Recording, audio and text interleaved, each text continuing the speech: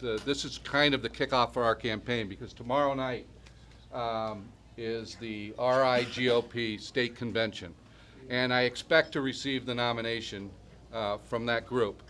But I never take anything for granted, and now it turns out that we may have 3 people running against us in the primary, and we can't take that for granted either. So I implore all of you to be enthusiastic enough after I speak, even if I speak poorly, to realize that we have to win the primary and then the election. So I am counting on your support through that period of time and your enthusiasm. I spoke about 3 weeks ago with a guy named Gary Sass that I think you guys all know, and I spent a decent amount of time with him.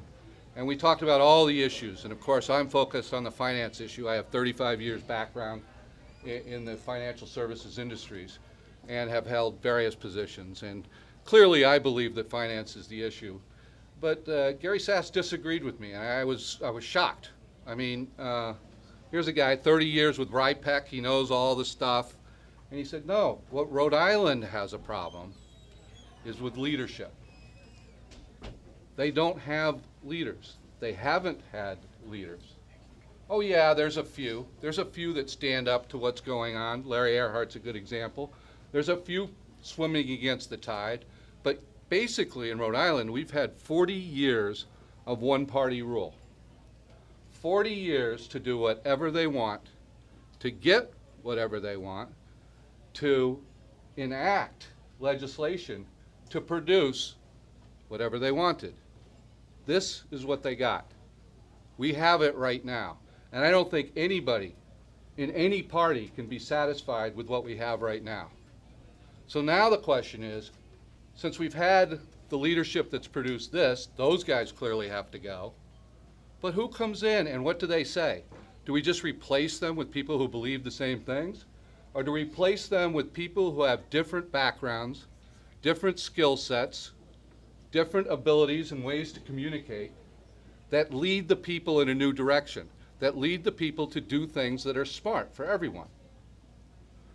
Well, I thought about, what Gary Sass said, and I said, we do have a leadership problem.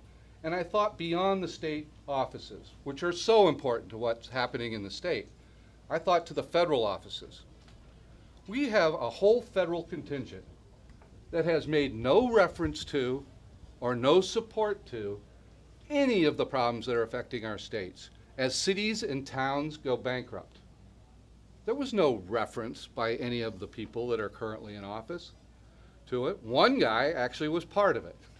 One guy doesn't happen to be the guy I'm running against, but he obfuscated, he may have lied about the financial condition of our state capital. Now, is that the kind of leader that we want going to Rhode Island, going to the DC, representing Rhode Island in trying to turn around what is a very precarious financial condition? I have to emphasize to you, the reason I'm running is because I have a lot of years in finance and I have a lot of understanding what's going on, and I'm actually scared. Rhode Island cannot produce the Rhode Island miracle on its own. It isn't going to happen, at least not quickly on its own. What has to happen is this country, the United States of America, has to get its act together quickly. And they have to get on a path to growth. And the path to growth comes first with trimming spending in ridiculous areas and having an eye on getting rid of what is one of the most onerous tax codes that we can possibly imagine. That alone will increase capital investment and business spending and long-term thinking and take the dollars off the sidelines that we all complain about.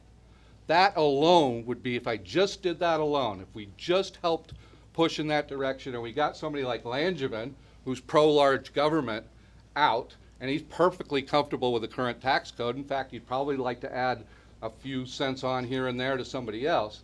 And you replaced him with somebody that thinks that a simple tax code, a flat, low, simple tax code, with not 6,000, 7,000 pages, but just, 10. Or even you go far enough to the Steve Forbes model of a postcard.